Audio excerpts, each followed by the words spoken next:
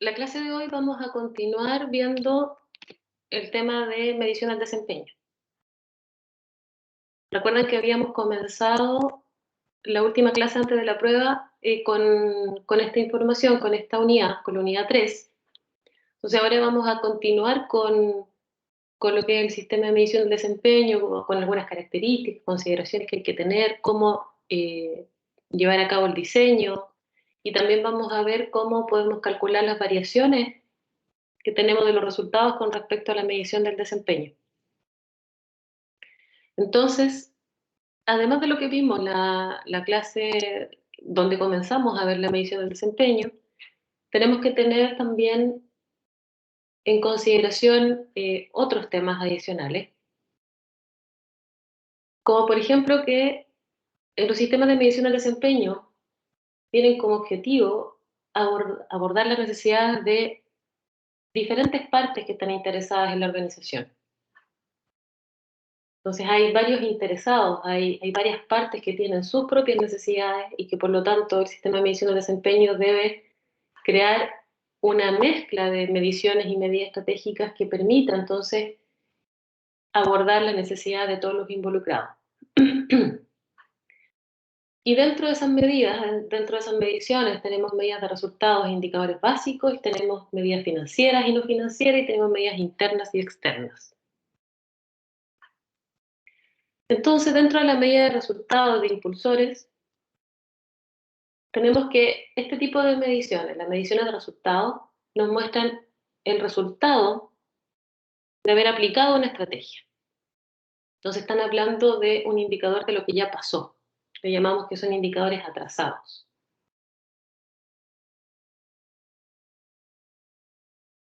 Y los indicadores básicos reciben el nombre de indicadores adelantados, porque lo que nos van indicando es cómo vamos avanzando en el camino para aplicar y concretar esta estrategia. Entonces, la diferencia entre ambos es que la medida de resultados nos muestra el resultado final.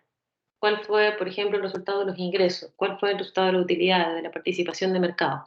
Y los indicadores básicos nos van mostrando cómo vamos avanzando hacia conseguir el resultado que esperamos y cómo también podemos ir afectando lo que es la, la ejecución correcta y la concreción de este resultado de forma óptima.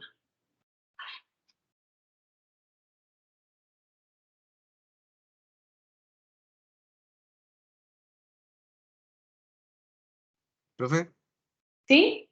¿a qué se refiere con impulsores?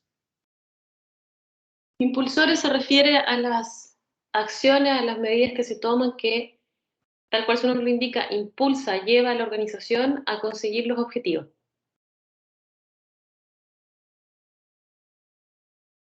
Ya, profe, gracias.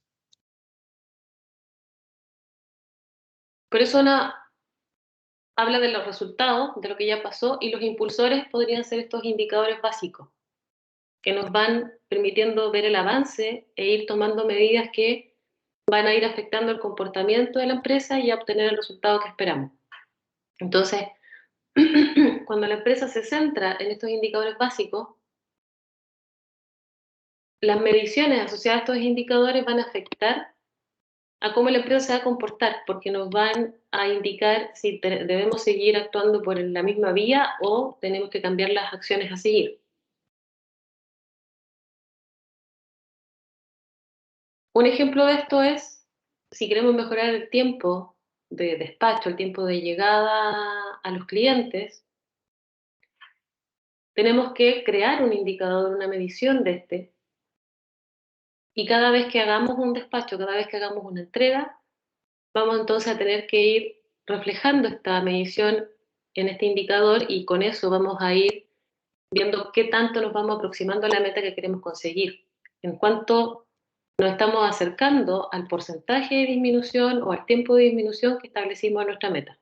Entonces, lo que hace esto es que motiva de mejor forma a los trabajadores a eh, hacer lo posible en su trabajo para lograr cumplir con este indicador.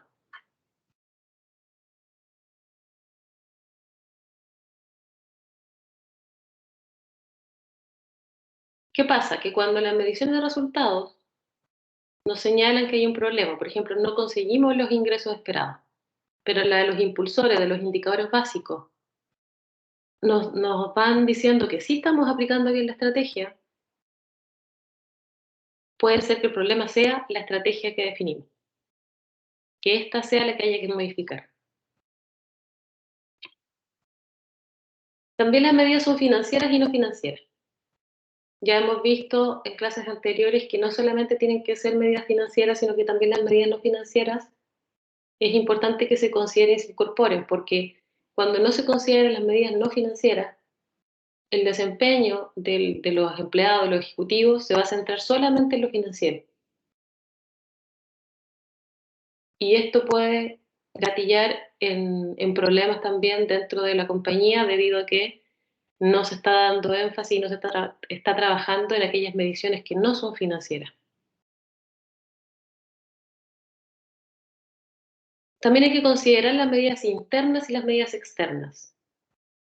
Lo importante acá es que la empresa debe establecer un equilibrio entre ambas, ya que las mediciones externas pueden verse afectadas por las mediciones internas y viceversa. Como por ejemplo, si estamos viendo como medida externa cumplir con la satisfacción del cliente, tenemos que ver cómo lo estamos haciendo de forma interna en cuanto, por ejemplo, a los rendimientos de fabricación, a los procedimientos internos, a las capacitaciones de nuestros empleados que van a llevar a que nuestro producto o servicio sea de tal calidad que el cliente aumente su satisfacción.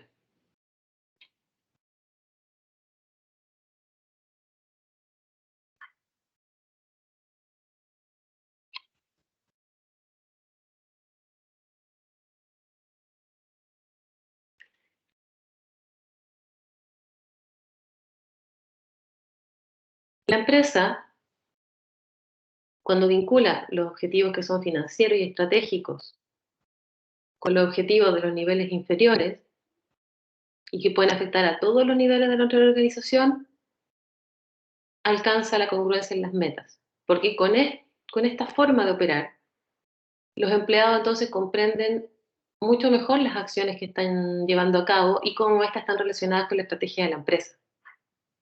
Qué tanto aportan o no a lo que es la estrategia de la empresa con las acciones que llevan a cabo. Por lo tanto, todas las mediciones de los indicadores de desempeño se vinculan de forma descendente, por eso habla de los niveles inferiores de la organización, y se relacionan entonces con los objetivos específicos de toda la empresa.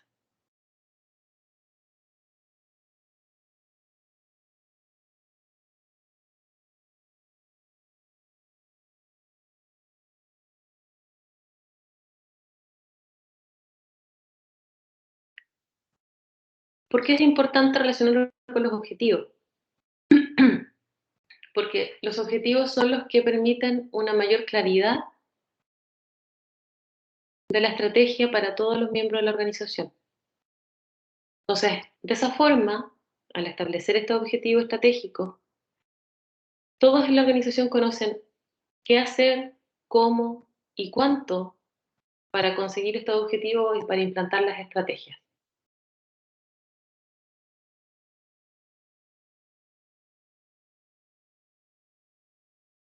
Una característica del indicador de desempeño es que establece las relaciones causa-efecto entre las medidas. Y esto tiene que ver, por ejemplo, con la acción que llevo a cabo, cómo va a afectar en la práctica con los objetivos que espero y quiero lograr y que están relacionados con mis estrategias. Por lo tanto, la empresa lo que va observando es cómo las medidas no financieras también pueden impulsar medidas financieras. Una medida no financiera, por ejemplo, puede ser la calidad del producto. Y una medida financiera, obviamente, son los ingresos, las ventas. Si aumento la calidad del producto, hay mucha mayor probabilidad de que mis ventas y mis ingresos aumenten. Entonces, esas son las relaciones causa-efecto que establece estos indicadores de medición de desempeño. Tenemos, por ejemplo, acá medidas relacionadas a las diferentes perspectivas dentro de una organización. Tenemos la perspectiva de innovación y aprendizaje, la perspectiva de comercio interno, la perspectiva de los clientes, la perspectiva financiera. Y dentro de las medidas, vemos que dentro de la perspectiva de innovación y aprendizaje, podemos tomar medidas relacionadas con las habilidades de producción, todo lo que tiene que ver con capacitaciones, con mejorar las habilidades del personal, con a lo mejor la disminución de los tiempos, con innovación en los procesos productivos. Esas habilidades de producción, ¿qué es lo que va a gatillar en cuanto a la perspectiva del comercio interno? Que va a mejorar los rendimientos y también los tiempos de ciclo de los pedidos. Por eso ahí tenemos una relación causa-efecto, ¿cierto? La causa, lo que hice, tiene un efecto sobre los rendimientos. Y a su vez, estos rendimientos afectan a lo que es la perspectiva de los clientes. Porque si se hace bien, pueden aumentar la satisfacción de los clientes. Y esto lo medimos a través de las encuestas. Y en cuanto a la productividad financiera, si tengo un cliente satisfecho, tengo una mayor probabilidad, como hablábamos, de que tenga un crecimiento y un ingreso por ventas, que haya una mayor promoción de los mismos clientes acerca de mi producto o servicio, porque estos se encuentran satisfechos.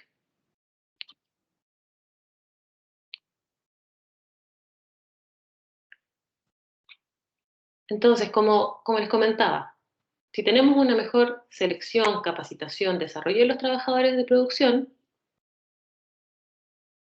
voy a generar una mejor calidad del producto. Y una mejor calidad del producto y a lo mejor también una mejor entrega a tiempo. Y estas mejoras van a afectar a la satisfacción de los clientes, a su lealtad, a la retención de los clientes, me va a permitir generar mejores ventas y por lo tanto entonces voy a tener un crecimiento mayor en mis ingresos y posiblemente también en mi participación de mercado.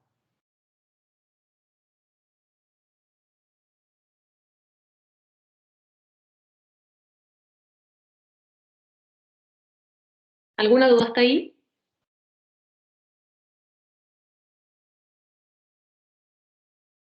Yo al menos no, profe.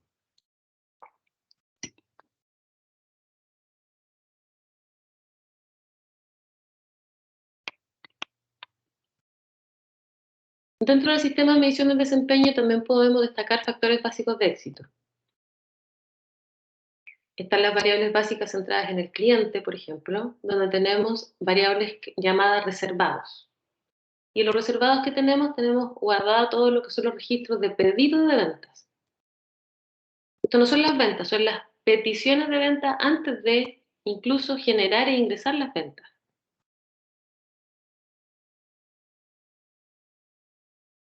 ¿Por qué se guarda esta información? Porque es información que es relevante ya que tenemos una noción de la demanda que estamos teniendo en nuestro producto, más allá de lo que efectivamente concretamos. Entonces, cuando analizamos, por ejemplo, esta variable, lo que podemos ver es que si esta variable baja, a lo mejor es porque necesitamos hacer ajustes en cuanto al marketing, hacer mejores promociones y publicidad para poder aumentar entonces estas peticiones de venta.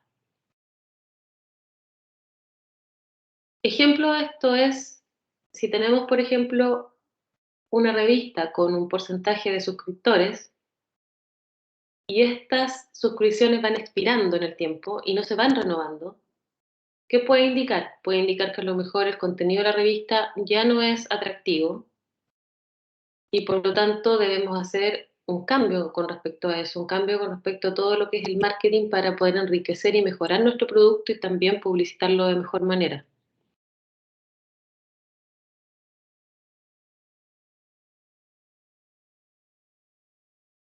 Otra variable son los pedidos no surtidos por falta de inventario.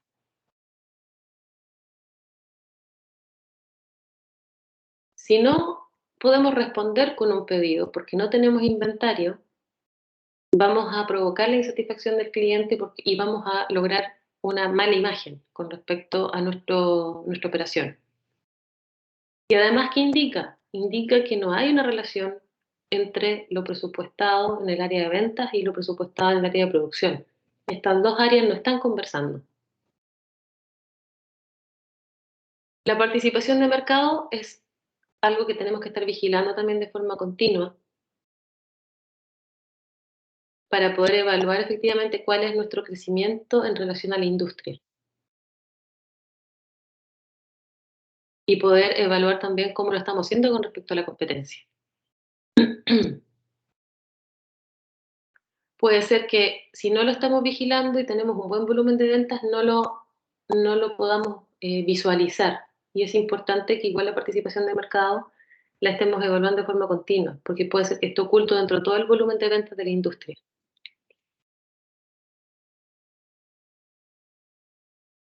Otra variable son las cuentas de clientes importantes.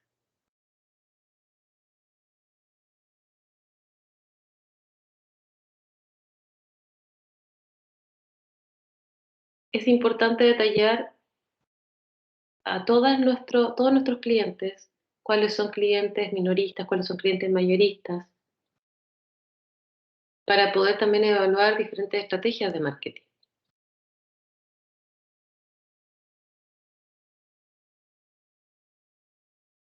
La satisfacción del cliente generalmente la medimos a través de encuestas de los clientes, pero también lo podemos hacer a través de clientes incógnitos y evaluando la cantidad de reclamos. La retención del cliente la medimos a través de la cantidad de tiempo, de la duración de la relación que tenemos con el cliente. Y la lealtad del cliente se mide en términos de las compras repetidas. ¿Cuántas compras nos realiza ese cliente? ¿Por cuánto valor? ¿Cada cuánto tiempo? Las recomendaciones que ese mismo cliente hace de nuestra compañía. ¿Y cuánto de sus compras, de sus necesidades, las estamos cubriendo nosotros como compañía a través de un mismo producto o servicio?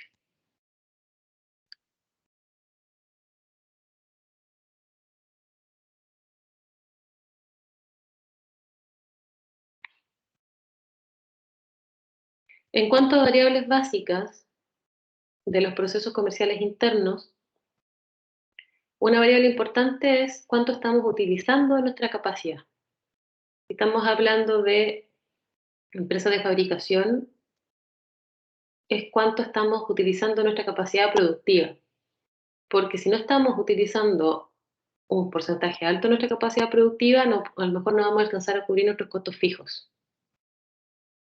Si hablamos de una empresa que contrata servicios profesionales, perdón, que ofrece servicios profesionales, el porcentaje de horas profesionales disponibles que se factura a los clientes es un indicador de la utilización de sus recursos.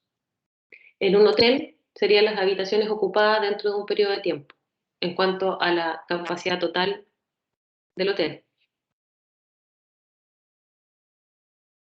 Otra medida serían las entregas a tiempo y la rotación de inventario.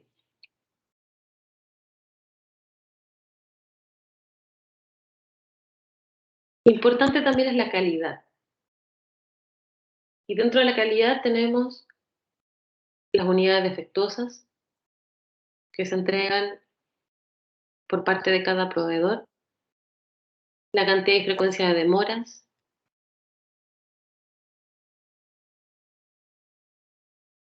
las veces que no hemos cumplido con los calendarios de producción y de entrega, las quejas de los clientes, el grado de satisfacción de los clientes, la solicitud de garantías, entre otras medidas que podemos incorporar entonces a esta variable.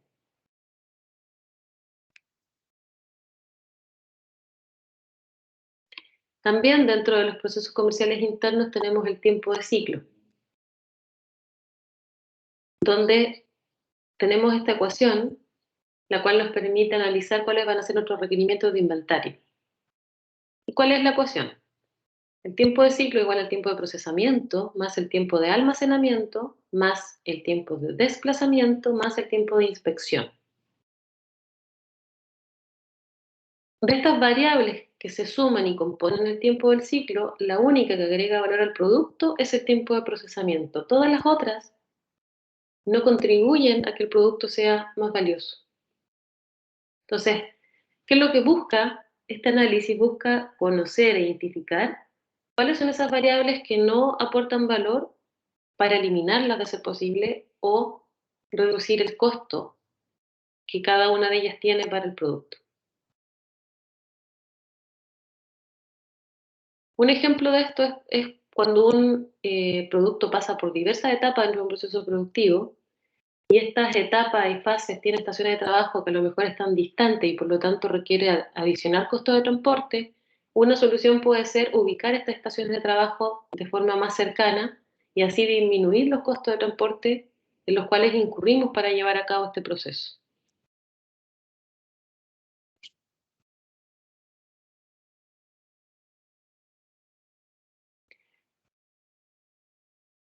Un sistema justo a tiempo, just in time, que me imagino que lo han escuchado, nos permite centrarnos entonces en esta variable, en el tiempo, sin perder de vista lo que es el costo también. Ahora, reducir el tiempo del ciclo nos lleva a tener también una reducción de costos. ¿Cómo calculamos y supervisamos si es que efectivamente el sistema justo a tiempo está teniendo un buen resultado? Lo hacemos a través de una división del tiempo de procesamiento y el tiempo del ciclo. Entonces, el tiempo de procesamiento dividido en el tiempo del ciclo debe dar un valor igual a 1 para que sepamos que efectivamente lo estamos haciendo bien.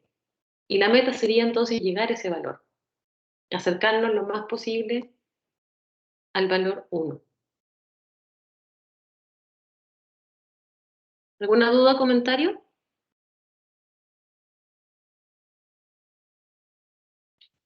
Yo, profe, hay algo que no escuché respecto ¿Cuál? al tiempo de desplazamiento. Se supone que yo debo colocar la fábrica lo más cerca al proveedor. ¿A eso se refería? No. El ejemplo de ahí, el ejemplo que yo di, tenía que ver con el proceso productivo. Si, por ejemplo, dentro del proceso productivo tienes etapas dentro del proceso donde las estaciones de trabajo están distantes. A ver, por ejemplo, si estoy fabricando jugos y tengo que traer la fruta, ¿cierto? Almacenarla y a lo mejor la fruta está muy distante del lugar de almacenamiento y muy distante de la fabricación de los jugos. Entonces, los gastos ahí, los costos de transporte son más altos porque tengo mayor distancia. Entonces, si por ejemplo yo quiero bajar ese costo, podría ver la posibilidad de disminuir la distancia, por ejemplo, dentro de lo que es la extracción de la fruta y el almacenamiento, o a lo mejor el almacenamiento lo puedo hacer dentro de mi misma fábrica y no en una estación de trabajo distinta. Es como acercar todo para disminuir los costos de transporte. Ya, profe, ahora sí me queda claro. Ese era el ejemplo. Pero recuerda que estábamos viendo procesos internos, entonces es disminución de costos de nuestros procesos internos para que el valor del producto sea mayor.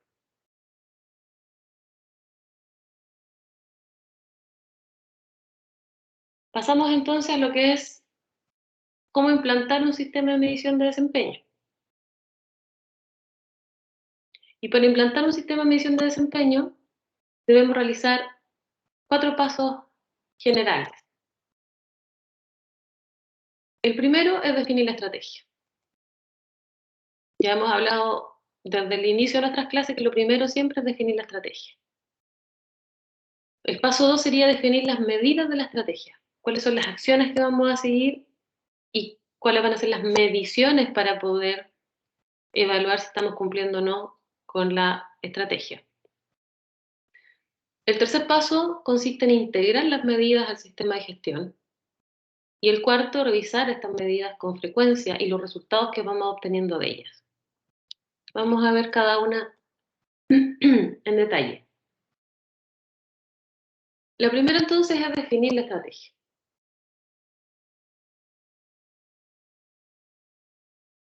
El proceso entonces de definir un indicador de desempeño parte por la definición de la estrategia. Acá, ¿qué es lo importante? Que las metas de la organización estén claras, que sean específicas, que sean explícitas. y que estén definidos los objetivos a seguir. Si hablamos de una empresa, de una sola industria, el indicador de desempeño lo vamos a elaborar a nivel corporativo y lo vamos a ir comunicando a los niveles inferiores y funcionales. Si hablamos de una empresa como un conglomerado, el indicador de desempeño se va a elaborar primero en las unidades de negocio, porque recuerden que en ese tipo de empresas funcionan como si fueran empresas independientes.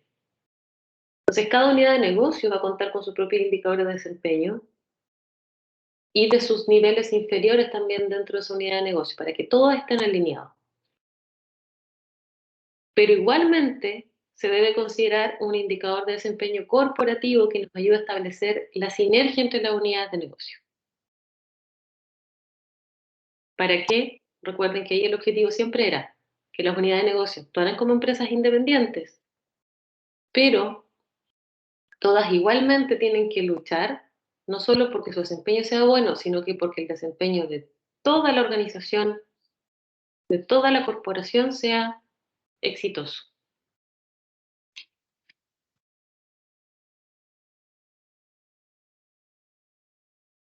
El segundo paso es definir las medidas de la estrategia.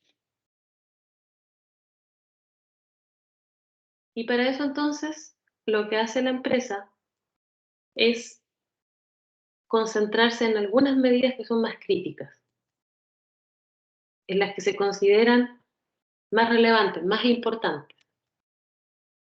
Podemos establecer muchas medidas, muchos indicadores. Pero ¿qué pasa? Que no va a ser factible hacerle seguimiento a todo, no todo tiene la misma importancia y vamos a perder el foco de lo realmente importante. Además que hay que tener claro en esta etapa que las medidas individuales se tienen que vincular entre sí, también tomando una relación de causa y efecto. Mediciones individuales de cada una de las personas. El tercer paso es integrar entonces estas mediciones al sistema de gestión de control. Lo dije todo al revés, el sistema de control de gestión. Se integra entonces el indicador de desempeño con lo que es la cultura de la organización, la estructura, las prácticas de recursos humanos, formales e informales, recuerden que hablamos de eso,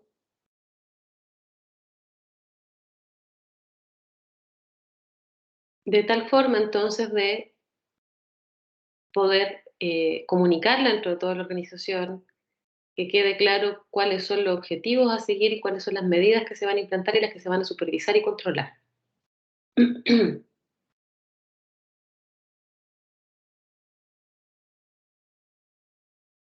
Y como cuarto paso, tenemos entonces revisar con frecuencia las medidas y los resultados.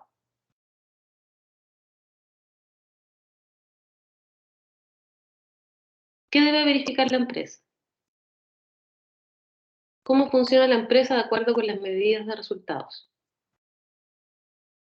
¿Cómo funciona la empresa de acuerdo con las medidas de impulsores, con los indicadores básicos?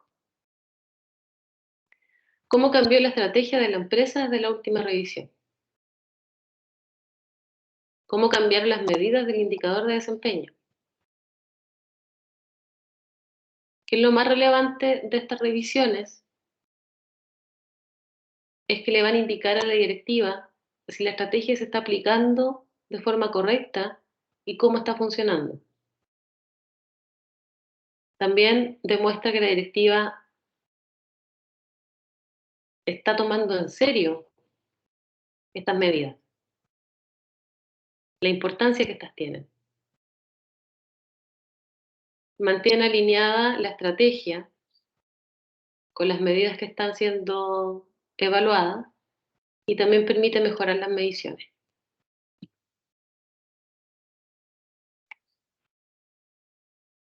Eso en cuanto a los pasos para poder implantar entonces un sistema de medición del desempeño. Pero esto también tiene dificultades. ¿Y cuáles son algunas de estas dificultades? Una de ellas es que no hay una buena correlación entre las medidas no financieras y los resultados. Esto principalmente porque no hay una relación directa, una probabilidad fija, una alta probabilidad de que si tomo una medida no financiera, esta va a generar utilidades. ¿Recuerdan que hablamos que una medida no financiera podía ser la calidad? Y que si tenemos una buena calidad, esto podría permitirnos aumentar nuestros ingresos, aumentar las ventas. Pero no necesariamente va a ser así. Lo mismo si a lo mejor tomo medidas no financieras asociadas a la capacitación de los empleados de la organización. Tampoco me garantiza que porque ahora mis trabajadores estén más capacitados y sean mucho más eficientes y eficaces en hacer su trabajo, mis ventas van a aumentar. Entonces, esta es una de las problemáticas que tiene. Otra es la obsesión con los resultados financieros. Esto tiene que ver principalmente porque generalmente las compensaciones se realizan en base al desempeño financiero. Y cuando los incentivos y las compensaciones se basan en eso, las medidas no financieras se dejan de lado. Y esto tiene una consecuencia en lo que es la congruencia en las metas.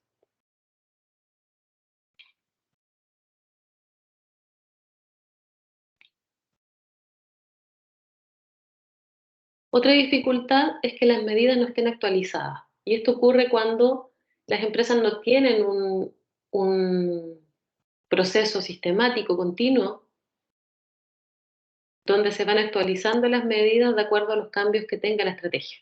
Entonces puede ser que la estrategia se cambie, pero que las medidas sigan siendo las mismas que estaban asociadas a una estrategia que ya no se está utilizando. Otra dificultad, y lo conversamos hace un rato, tiene que ver con el exceso de mediciones. Hay que evaluar efectivamente cuál es la cantidad de mediciones necesarias y que son más críticas. No hay un número ideal para esto. eh, Se cree que el máximo son 50, pero lo que hay que ver es que sean las medidas que son más importantes para poder verificar que se esté ejecutando de buena forma la estrategia.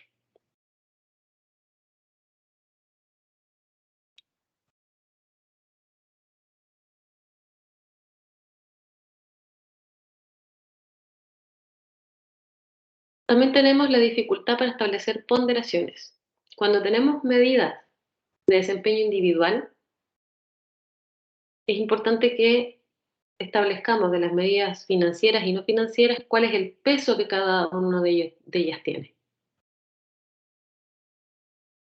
Cuánto aporta la medición final cada una de las mediciones, tanto financieras como no financieras.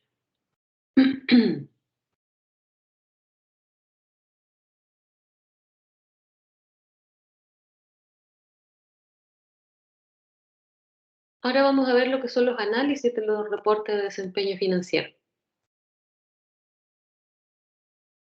Y para eso entonces vamos a ver las variaciones, cuáles son estas desviaciones y variaciones con respecto a lo presupuestado.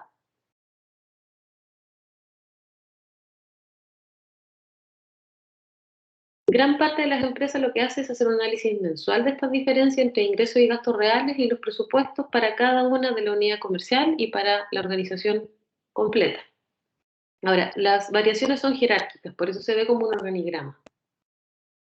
Tenemos entonces la evaluación del desempeño completo, ya sea de la unidad de negocio o de la organización, y esta entonces se divide en variaciones con respecto a los ingresos, que son las ventas, variaciones con respecto a los gastos,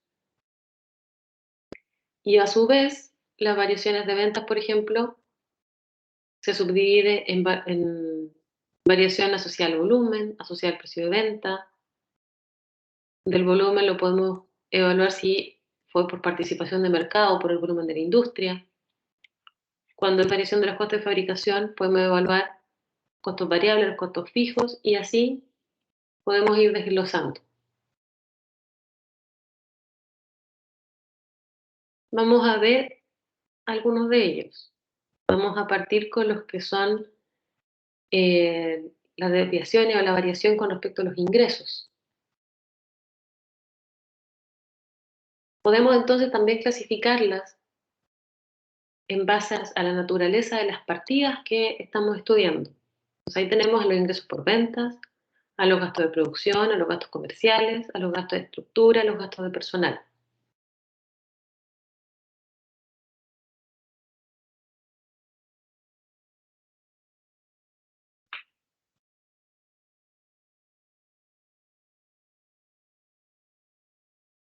Independiente de qué es lo que estemos analizando, cualquiera de ellas que estemos analizando, ¿qué debemos tener presente? Lo primero es analizar cuánto nos estamos desviando, qué tan bajo o tan alto estamos con respecto a lo presupuestado. Y lo más importante, y que se los voy a pedir en la prueba, es el por qué. ¿Por qué estamos más bajo, más alto con respecto al presupuesto? Una baja productividad, un exceso de horas extras, rotación de personal.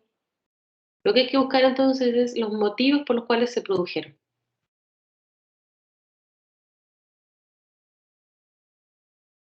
También debemos evaluar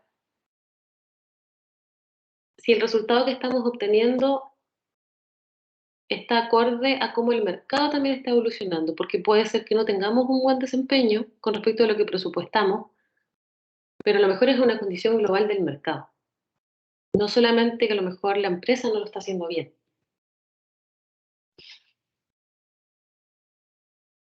También debemos analizar cómo está evolucionando la competencia.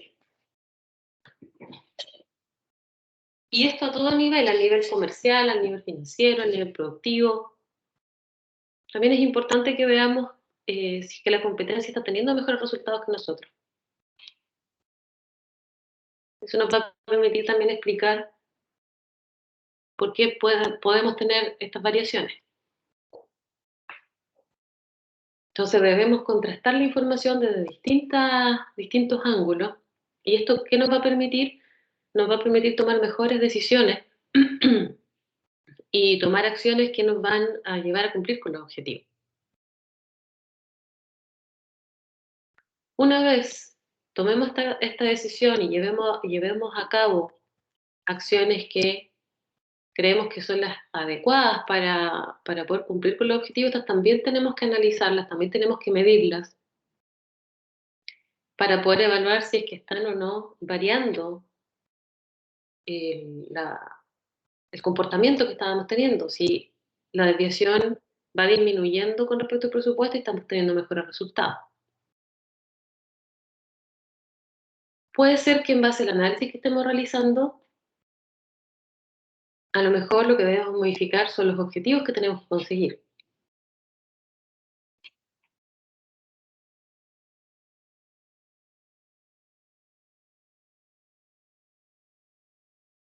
Dentro de los tipos de desviación, entonces vimos que está los ingresos por venta.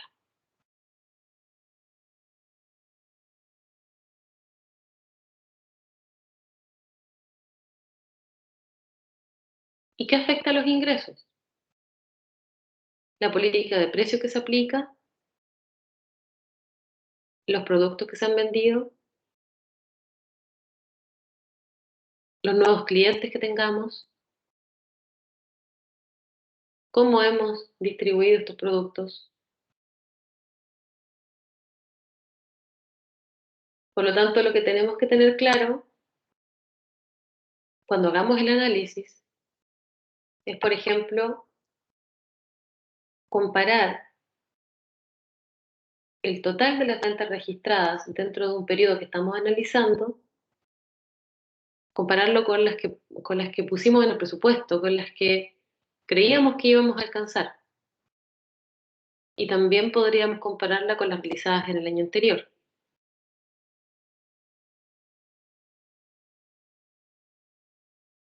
Otro aspecto importante también para poder realizar un buen análisis es segmentar las ventas por producto, por familia de producto, por área geográfica, también puede ser hasta tipo de cliente.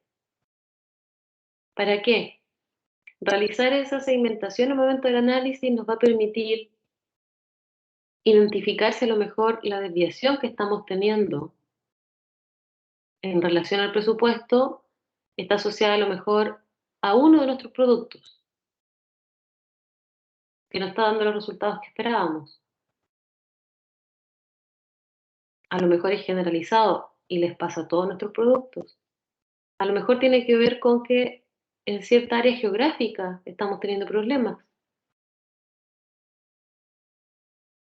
o con algún cliente en específico. Entonces, el hacer este desglose, esta segmentación, nos va a permitir identificar efectivamente cuál es la raíz de nuestros problemas. Tener más claridad de dónde está el problema para poder tomar acciones y poder eh, modificar la tendencia.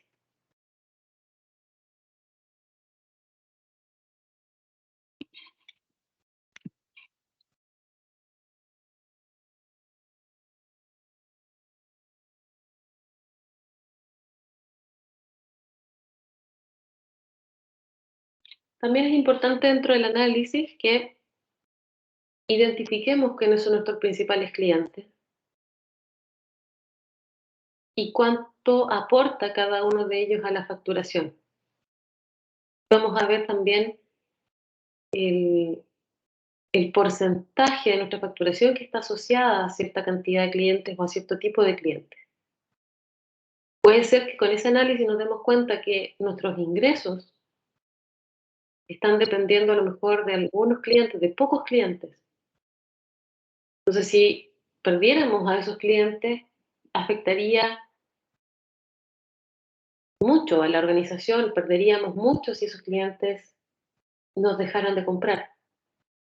Por lo tanto, una de las medidas que nos puede llevar a determinar este análisis es que no nos conviene concentrarnos en un grupo tan pequeño de clientes, porque dependemos mucho de ellos, sino que lo que debemos hacer es aumentar nuestra cartera de clientes, diversificarla.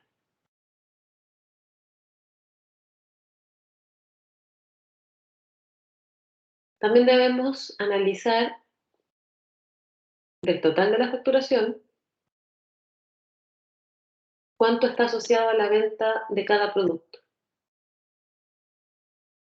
Y eso también con el objetivo de poder evaluar si los que generan mayor cantidad de ventas son los que también aportan mayor rentabilidad, que puede ser que no.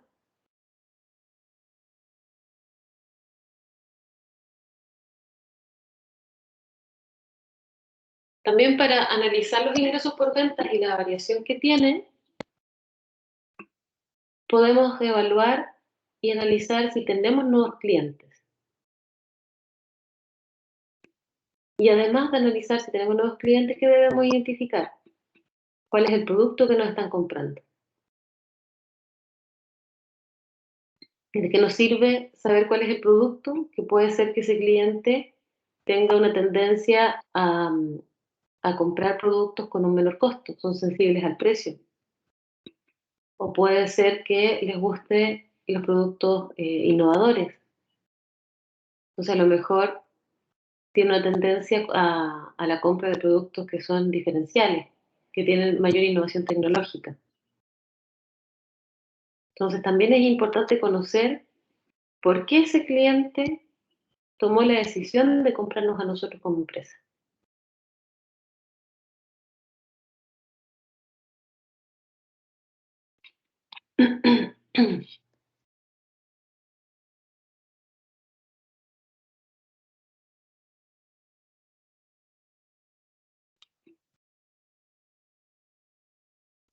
También es importante hacer el análisis de cuáles son las ventas conseguidas respecto también a las ofertas que se presentaron.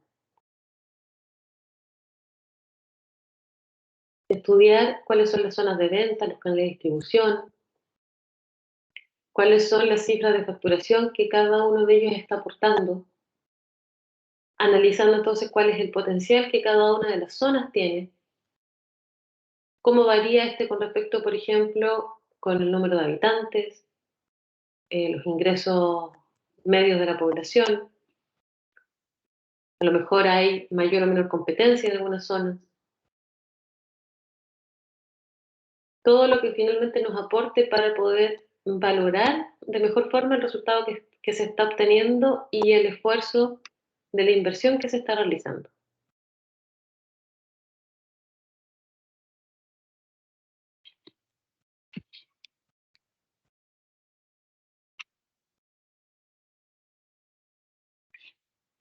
Para calcular la desviación de ingresos por ventas hay diferentes metodologías. Se calcula la variación con respecto a los precios de venta, la variación con respecto a las unidades vendidas o en las horas realizadas, y la variación en la distribución de ventas por productos.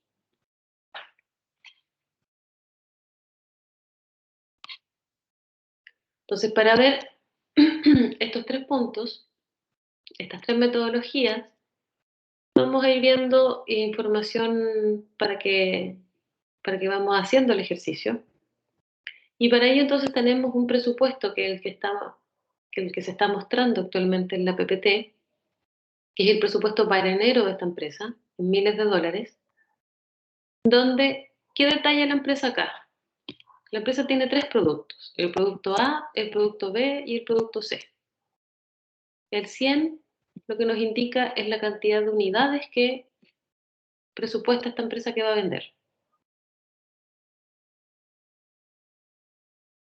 Y en base a eso entonces este presupuesto donde dice cuáles van a ser las ventas para enero del año en que están realizando el presupuesto. El precio por unidad para el producto A es de 1, recuerda que están miles, pero de 1, y como son 100 unidades, tendría entonces una venta de $100. El producto B tiene un valor de 2, por lo tanto la venta total sería 200. Y el producto C tiene un valor de 3, por lo tanto la venta total sería de 300 y el total de ventas para los tres productos sería de 600. Ese sería el presupuesto total. Luego la empresa establece el costo variable estándar, donde tiene el valor para la materia prima directa, que es 0,5 para el producto A, 0,7 para el producto B, 1,5 para el producto C. Y como es variable, también se multiplica por la cantidad de unidades. Por eso da 50 para A, 70 para B y 150 para C, lo que nos da un total de 270. Profe, ¿Sí? en el C no será 0,50 o no. ¿Dónde? Es que me confundí con el C. ¿Por qué da 150? Porque es 1,5%. Ah, ya, profe. Ya. Recuerden que el valor se va a multiplicar por la cantidad de unidades y la cantidad de unidades de A, B y C es igual a 100. Por eso 0,5%, 50. 0,7%, 70. 1,5%, 150. Total 270.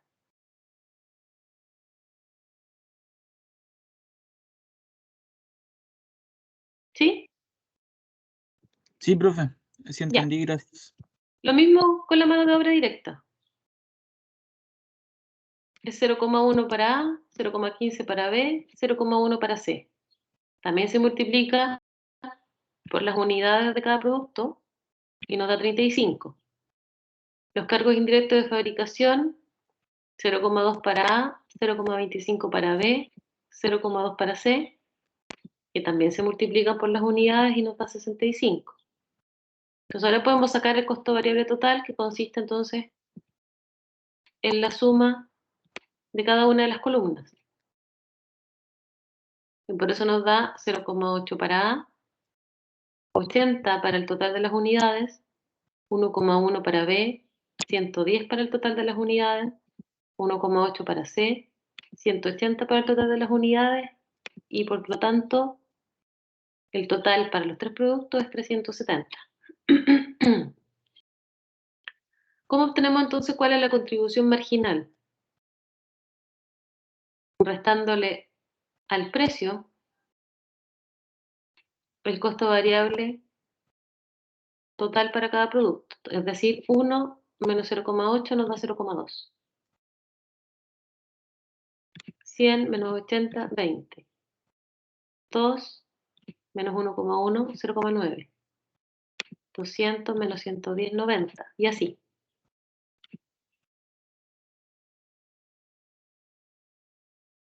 Luego entonces se detallan los costos fijos, desglosados en gastos generales fijos, en gastos de venta y en gastos de administración. Como son fijos no lo tenemos que multiplicar por nada. Entonces tenemos los valores para cada uno de los productos en esos 3 ítems, donde el costo fijo total entonces sería, para A sería la suma de esa columna, para B lo mismo, para C lo mismo, con un total de costos fijos totales de 150 para los 3 productos. Y con ello entonces sacamos la utilidad antes de impuesto, que sería la resta entre la contribución marginal y los costos fijos, lo cual nos da 20 menos 50 menos 30, 90 menos 50, 40, 120 menos 50, 70, con una utilidad antes de impuesto igual a 80. ¿Queda claro?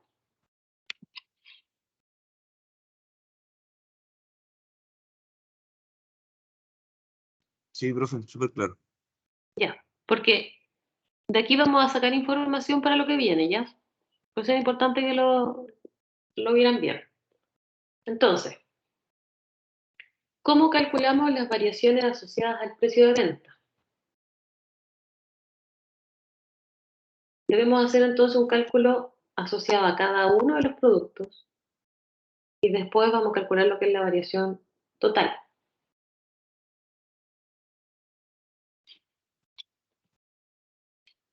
Para ello entonces, ¿qué necesitamos?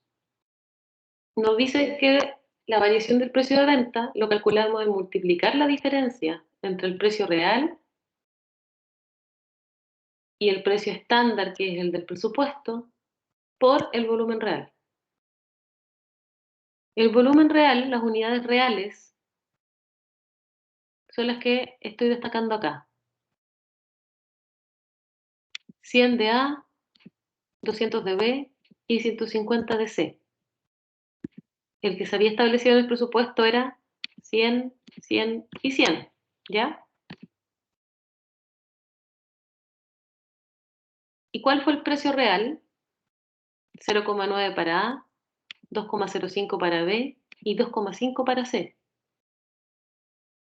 Pero el precio presupuestado era de 1 para A, 2 para B y 3 para C.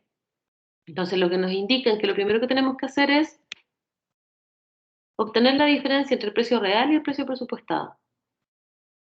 Por eso nos da menos 0,1 para A, 0,05 para B y menos 0,5 para C.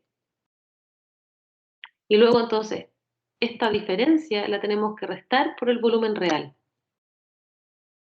Por eso nos da menos 10 para A, 10 para B y menos 75 para C, con un total de menos 75. Entonces, ¿esta variación fue favorable o fue desfavorable para la empresa?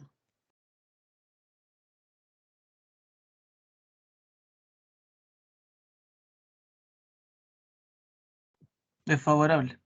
Desfavorable, ¿cierto? La disminución en los precios le está provocando una variación de menos $75.000. Una pérdida de ese ingreso con respecto a lo presupuestado. Ojo.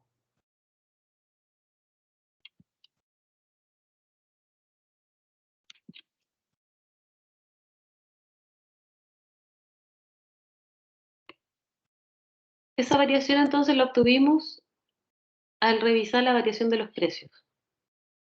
Entonces ahora lo que vamos a ver, cuál es la ecuación para poder establecer cuál es la variación de mezcla y volumen.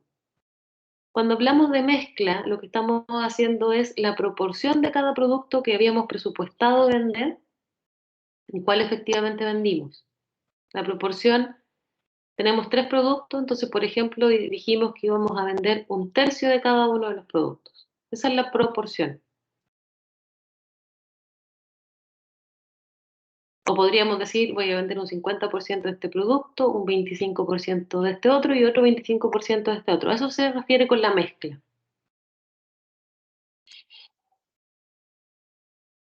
¿Cuál es entonces esta ecuación? El volumen real menos el volumen presupuestado y por la contribución por unidad presupuestada, la contribución marginal que está en el presupuesto. ¿Cómo hacemos este cálculo entonces? Tenemos los productos en la primera columna. El volumen real lo teníamos de el ejemplo anterior. El volumen presupuestado, 100, 100 y 100 para cada uno de los productos. Y lo que hacemos entonces es obtener la diferencia entre ellos. Para el caso del producto A, no tenemos diferencia en volumen. Lo presupuestado es igual a lo real. En el caso de B, el volumen de ventas fue mayor el real que lo presupuestado en 100 unidades. En el caso de C fue mayor en 50 unidades. La contribución marginal por unidad la obtenemos del presupuesto. Para B 0,9, para C es 1,2. Es lo que tenemos ahí, ¿cierto? ¿Y cómo calculamos la variación? Multiplicando la diferencia, que es esta columna, por la contribución marginal por unidad. Y esto nos da 90.000 para B, 60.000 para C, con un total de 150.000. Ahí tenemos un resultado favorable, ¿cierto?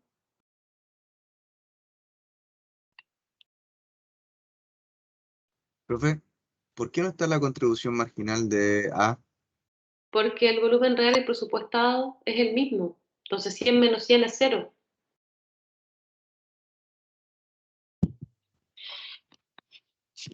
Es como si tuviéramos aquí 0,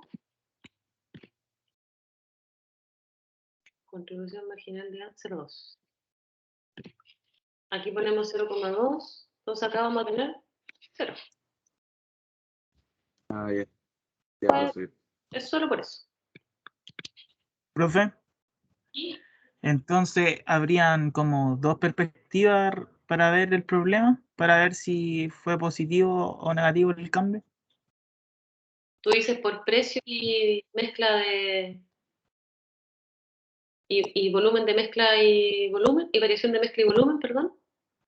Sí, porque en el otro vimos que era negativo y en este positivo, entonces si valen lo mismo, si uno es más importante que el otro. No, lo que pasa es que tú lo que tienes que ver es cuál es la variación de los ingresos por venta. Entonces, lo que hicimos fue ver la variación de los ingresos por venta en el ámbito del precio. Ahora lo que vamos a ver, lo que vimos es de la variación de mezcla y volumen. Entonces, lo que vamos a hacer es ver la variación total. ¿Ya? Esto es paso a paso. No es que uno sea mejor que otro o haya que hacer uno u otro, sino que para calcular las variaciones de ingresos por venta, tenemos que ir calculando todo esto y después lo que vamos a hacer es sumar. Y ahí podamos sacar el impacto global. ¿Me explico? Sí, profe. Muchas gracias. Ya, entonces lo que hacemos es, vemos cómo afectó el precio al ingreso, vemos cómo afectó al ingreso la variación de mezcla y volumen, sumamos todo entonces y vemos el impacto total de ambas cosas. Pero antes de hacer eso, porque lo vamos a hacer, hay una forma de separar esta variación. Acá la estamos viendo completa. Nos estamos diciendo, a ver, cuánto es el efecto por el volumen, cuánto es el efecto por la mezcla. sino que estamos diciendo la variación completa por mezcla y volumen es de 150.000, una variación positiva. Pero hay formas de poder separar estas variaciones. Hay algunas técnicas como la que vamos a ver ahora.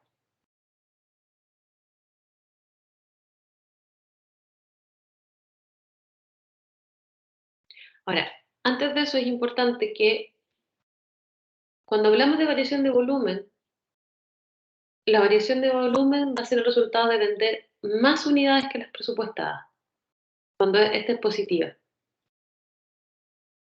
Y la variación de la mezcla tiene que ver con que la proporción en la que estamos vendiendo los productos es distinta a la que establecimos en el presupuesto.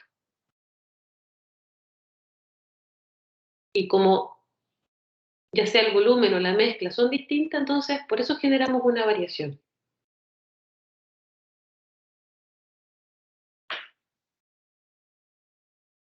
Entonces vamos a ver cómo funcionan de forma separada, cómo podemos obtener esta información de forma separada, viendo cuál es la variación asociada a la mezcla y cuál es la variación asociada al volumen. Para obtener la variación de la mezcla, la ecuación es el volumen real de ventas menos el volumen real de ventas total por la proporción presupuestada y todo esto por la contribución marginal que tiene cada una de las unidades.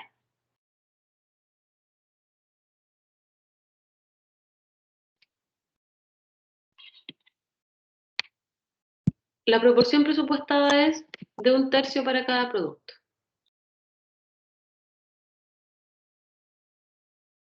Entonces, lo primero que tenemos que hacer, según lo que nos indican, es que al total real vendido, al volumen real, que es de 450, le aplicamos la proporción. Entonces, para el producto A es 1/3 por 450, es decir, 150 unidades. Para el producto B, 1/3 por 450, 150 unidades. Para el producto C, 1/3 por 450, 150 unidades. ¿Ya? Volumen real por proporción presupuestada. Nos da entonces la columna 3. Las ventas reales las conocemos de los ejercicios anteriores. En base a esto, entonces, ahora hacemos la resta. Las ventas reales menos el cálculo que acabamos de obtener. Menos 50 para A, 50 para B y no tenemos diferencia para C. Y luego, entonces, este valor lo multiplicamos por la contribución marginal de cada uno de los productos y con eso obtenemos cuál es la variación asociada a cada uno de ellos según el presupuesto. Entonces tenemos que para el producto A es menos 10.000, para el producto B es 45.000 y por lo tanto la variación es de 35.000, es positiva la variación de la mezcla para los tres productos. ¿Qué podemos ver acá? Que A, por ejemplo, vendió una menor cantidad que lo presupuestado en relación a la mezcla. B, en cambio, vendió más, vendió 50 unidades más. Y como B tiene una contribución marginal que es mayor a la de A, por eso seguimos obteniendo un resultado positivo. Pese a que, si nos damos cuenta, la cantidad que bajó y la cantidad que subió es la misma, las contribuciones marginales de cada uno de los productos son distintas. Por eso, entonces, seguimos manteniendo un resultado positivo de 35.000.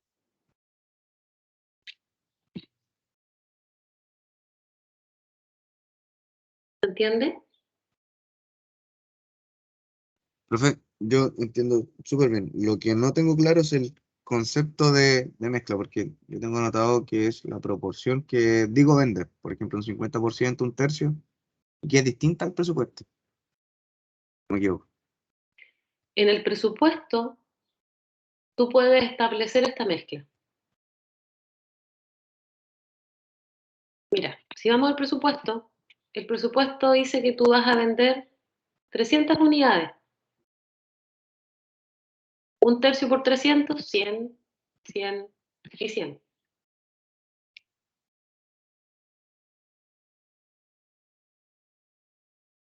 Esa es la proporción o la mezcla que está presupuestada.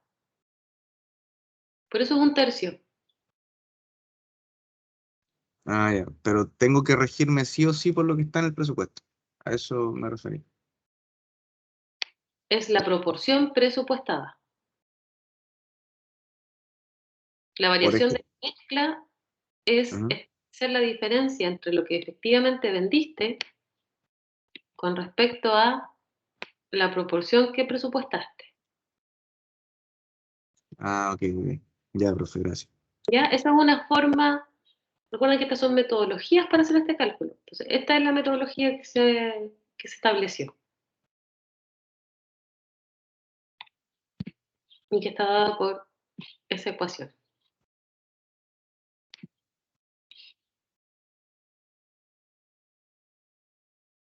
Entonces, una vez que hacemos la variación de la mezcla, también podemos hacer la variación en volumen. Una forma rápida de hacer la variación en volumen es que, como sabemos que la variación de mezcla y volumen es de $150.000, a eso le podemos restar los 35.000 que obtuvimos acá y sabemos que la variación de volumen es de $115.000. Pero también lo podemos hacer como una ecuación y calculándolo. ¿Y cuál es la ecuación que nos permite obtener cuál es la variación en volumen? Recuerda que está en relación al volumen de la industria. El volumen de ventas reales totales por el porcentaje presupuestado menos las ventas presupuestadas y todo esto por la contribución marginal presupuestada.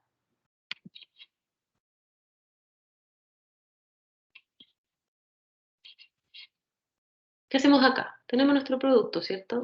A, B y C. La mezcla presupuestada con el volumen real, que es lo mismo que obtuvimos acá.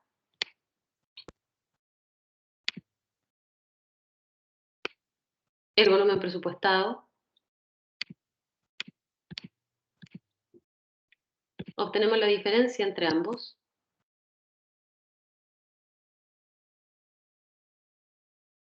Lo multiplicamos por la contribución marginal. Y con eso entonces obtenemos el valor de $115.000.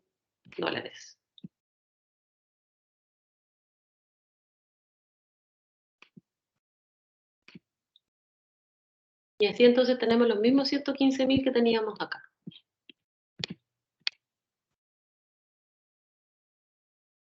Y que es consistente porque recuerden que la variación de mezcla y volumen que calculamos nos daba el valor de 150.000.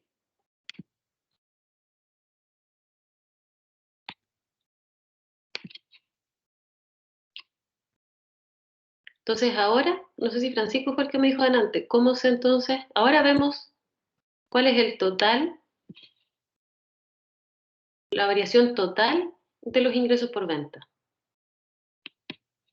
Entonces detallamos nuestro cálculo para la variación de precio, nuestro cálculo para la variación de la mezcla, nuestro cálculo para la variación del volumen de cada uno de los productos y con eso tenemos entonces nuestra variación total, que es de un valor de $75.000, el cual es positivo.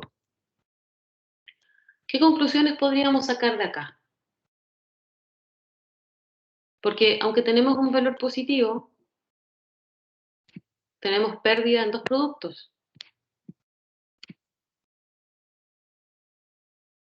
Podemos hacer análisis separado. ¿Cómo afectó la variable precio? ¿Cómo afectó la variable mezcla? ¿Y cómo afectó la variable volumen a los ingresos? ¿Qué conclusiones podrían sacar ustedes de esta tabla?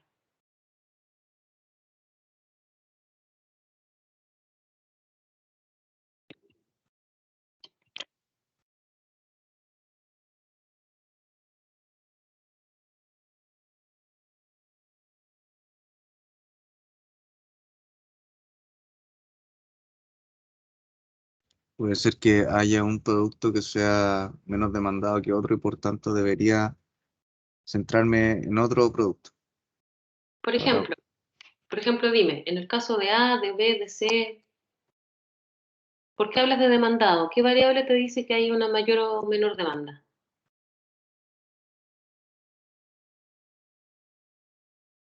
En cuanto a lo que se genera,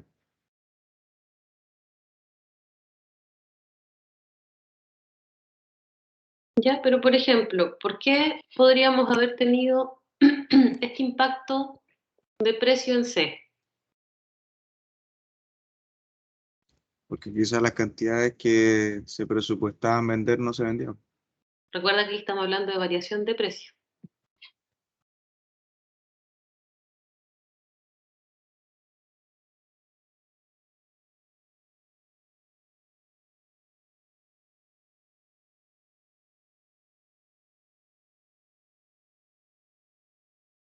Quizás hablando de precio, deberían diferenciarse en precio, o sea, pueden haber muchos factores, por ejemplo, la calidad,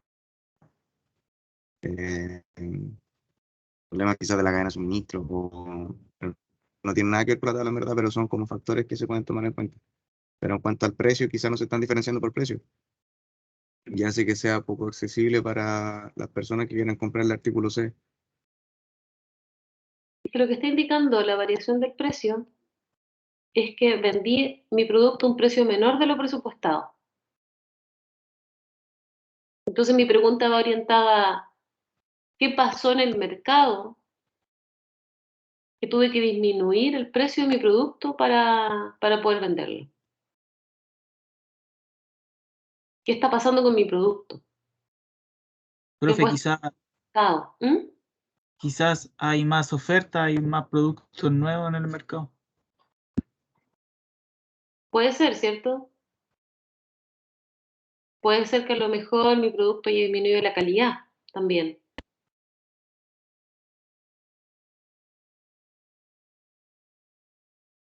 Porque la variación en la mezcla no afectó a este producto. No tiene un impacto ni positivo ni negativo. La variación de volumen tiene un impacto positivo. ¿Qué decisiones podría tomar yo con respecto al producto C en base a estos resultados?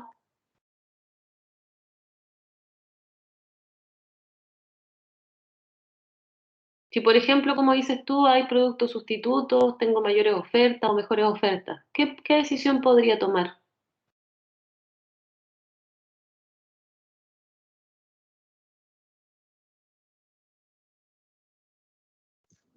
Dejar el producto o buscarle una nueva diferenciación.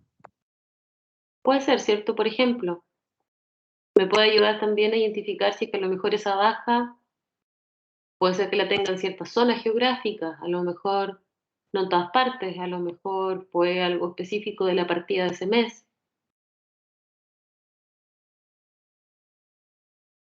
Y más drástico es lo que tú mencionas, podría decir, no voy a fabricar más el producto C o voy a modificar el producto C para que pueda competir con los productos que están actualmente en el mercado.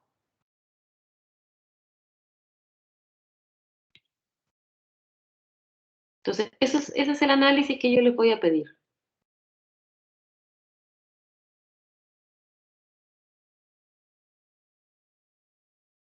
¿Qué pasa, por ejemplo, con la variación de la mezcla en el producto A? ¿Qué podríamos concluir con eso?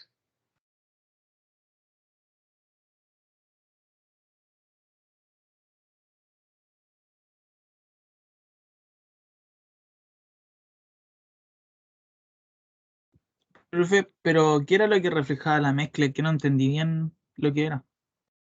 La mezcla es la proporción en la que se vendieron los tres productos.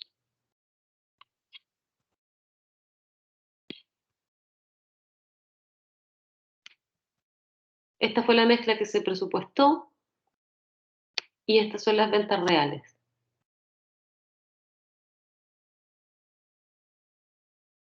Entonces, en base a lo presupuestado,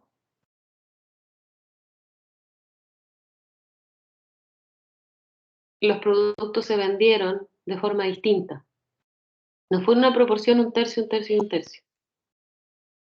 ¿Y eso qué afectó? Afectó al producto A que se vendió en menor cantidad. Y por eso tiene una pérdida de ingresos de $10.000.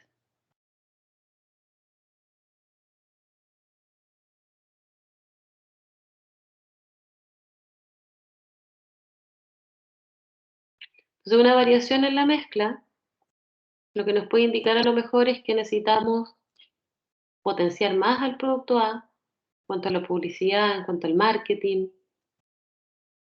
Pero dado también que tuvimos una baja en el precio, puede ser que este producto sí requiera un cambio, porque se ve efectivamente que ya se está vendiendo en una proporción mucho menor a lo que tenemos presupuestado. En el caso del C todavía no lo vemos, pero en el caso del A tuvimos que bajar el precio y además se vendió en menos proporción.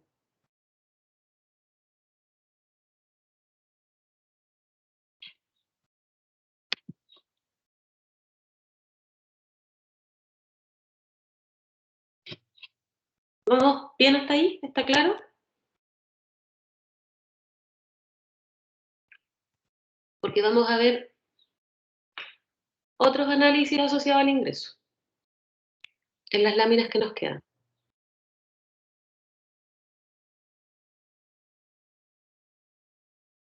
Yo al menos estoy claro, profe. No sé si alguien me ha hablado por el chat, porque recuerden que no, nadie. Ya. Por si alguien tenía alguna duda por el chat. Y entonces, ¿qué otros análisis podemos hacer? Análisis de penetración de mercado y volumen de la industria. O sea, una extensión del análisis de ingresos sería separar entonces la variación de mezcla y volumen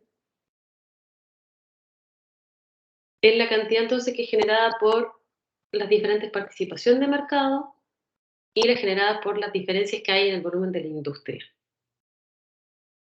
¿Por qué se hace esto? Porque la responsabilidad de los gerentes, de los ejecutivos de la empresa, está asociada a lo que es la participación de mercado. Ellos no tienen injerencia sobre los volúmenes de la industria, entonces por eso se utiliza también este enfoque. Entonces, ¿qué podemos ver acá? En la sección A, que es la que estoy destacando, tenemos entonces los resultados asociados al presupuesto original, y en la B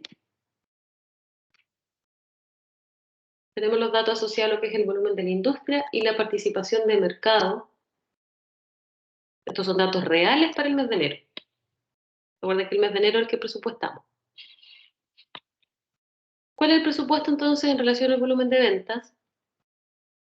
El volumen estimado de la industria se estimó en 833 unidades para A, 500 para B y 1.667 para C, con un total de 3.000 unidades. Se estimó también en el presupuesto que la participación de mercado iba a ser de 12% para A, de un 20% para B, de 6% para C, con un total de un 10%. El volumen presupuestado, lo sabíamos del presupuesto que vimos hace un rato.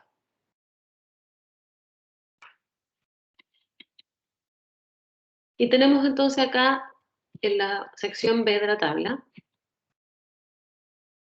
¿cuál es la información real? El volumen real de la industria en realidad fue 1.000 para cada producto, con un total de 3.000. Las ventas reales también las vimos en el ejercicio anterior. Fue de 100 para A, 200 para B, 150 para C, con un total de 450. Y la participación real de mercado fue de un 10% para A, de un 20% para B, de un 15% para C, con un total de un 15%. ¿Saben cómo calcular la participación de mercado, cierto?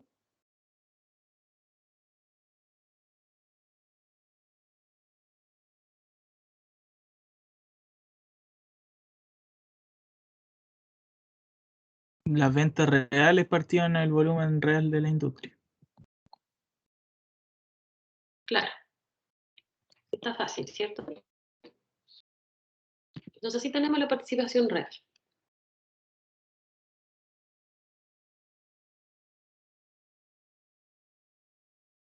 La siguiente ecuación entonces lo que permite es ayudarnos a separar el efecto que tiene la participación de mercado versus el volumen de la industria. Separarla recuerden, del cálculo de la variación de mezcla y volumen. Entonces, ¿cuál es la ecuación de la variación de la participación de mercado? Serían las ventas reales menos el volumen de la industria y todo eso multiplicado por lo que es la penetración de mercado presupuestada y por la contribución unitaria presupuestada.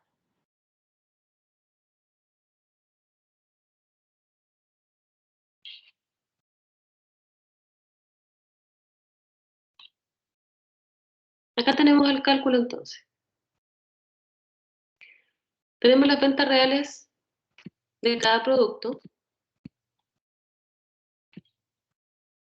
las participaciones presupuestadas con el volumen real de la industria, que lo obtenemos, las participaciones presupuestadas, 12, 20 y 6, por el volumen real de la industria, y esto nos da un total de 380. Obtenemos entonces la diferencia entre ambos, lo que nos da menos 20 para A,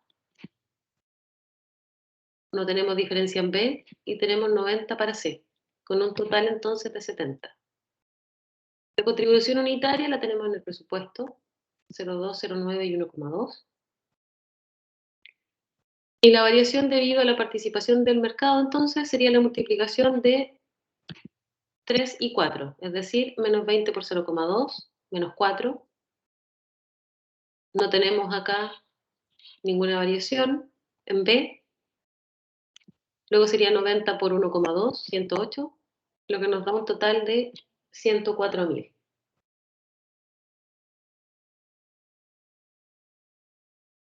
Entonces, estos 104.000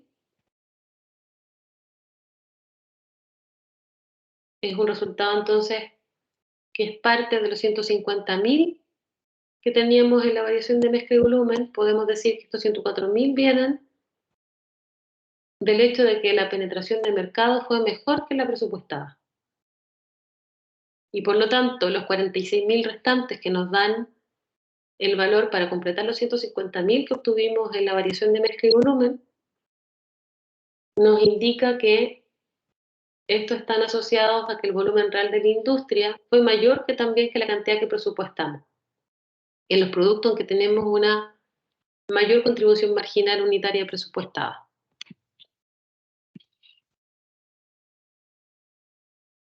Entonces, los 46.000 restantes lo calculamos con la ecuación que estamos viendo acá. Esos 46.000 entonces están asociados a lo que es la variación asociada al volumen de la industria.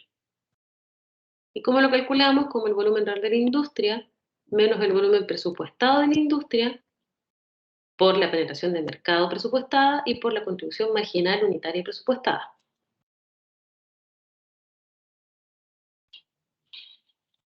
Y eso lo calculamos de esta forma. Tenemos el volumen real de la industria, 1.000 para A, 1.000 para B, 1.000 para C, el volumen presupuestado. Obtenemos la diferencia entonces entre ambos.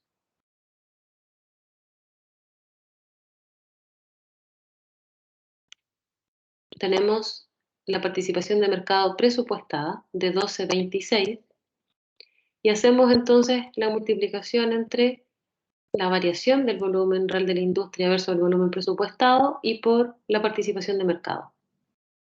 Y esto nos da un valor de 20 para A, 100 para B y menos 40 para C, el cual a su vez lo multiplicamos por las contribuciones marginales de cada producto, y esto nos da un valor de 400 para A, 90 para B y menos 48 para C, con un total de 46.000, que son los 46.000 que habíamos obtenido de restar los 150.000 de la variación de mezcla y volumen, menos los 104.000 que obtuvimos de lo que se explica a través de una mejor penetración en el mercado.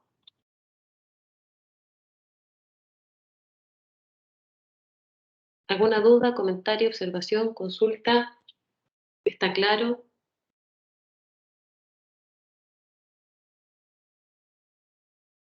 Yo, profe, tengo una duda respecto a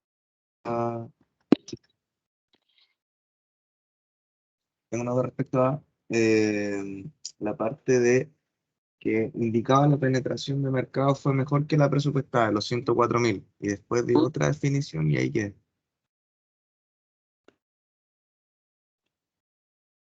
Cuando hablé de los 46.000, ¿o no?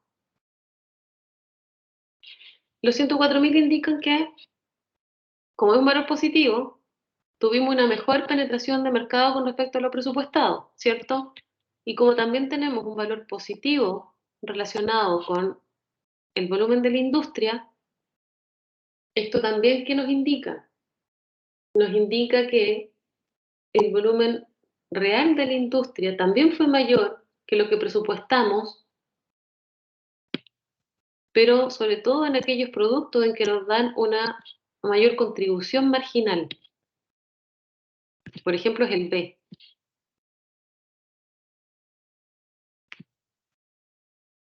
El B nos da una mayor contribución marginal.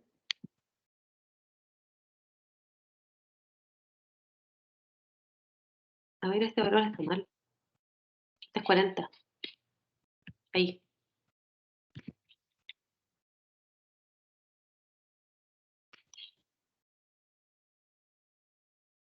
Ya, profe, muchas gracias. ¿Te quedó claro? Sí, profe. Ya.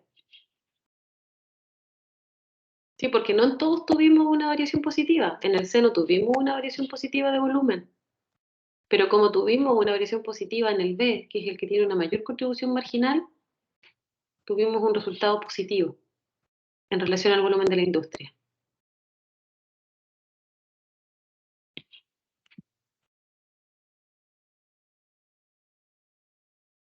¿Alguna otra duda o comentario?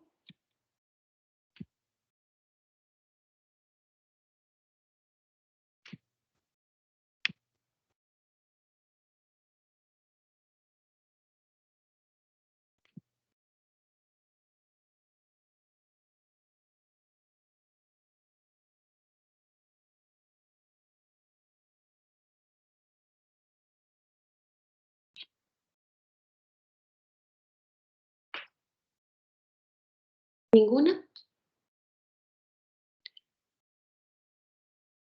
Si no hay más dudas, chiquillos, podemos dejar la clase hasta acá. Esto es lo que yo tenía preparado para hoy. La clase que viene les voy a dejar un ejercicio para que practiquen.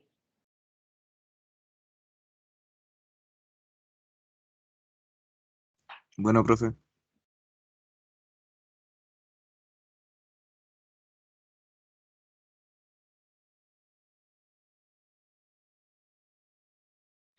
Ya, pues que estén bien entonces. Nos vemos el jueves. Ya, profe, igual. Chao. Chao, Chao, Francisco. profe. Chao. Ya, profe. Chao, Hugo.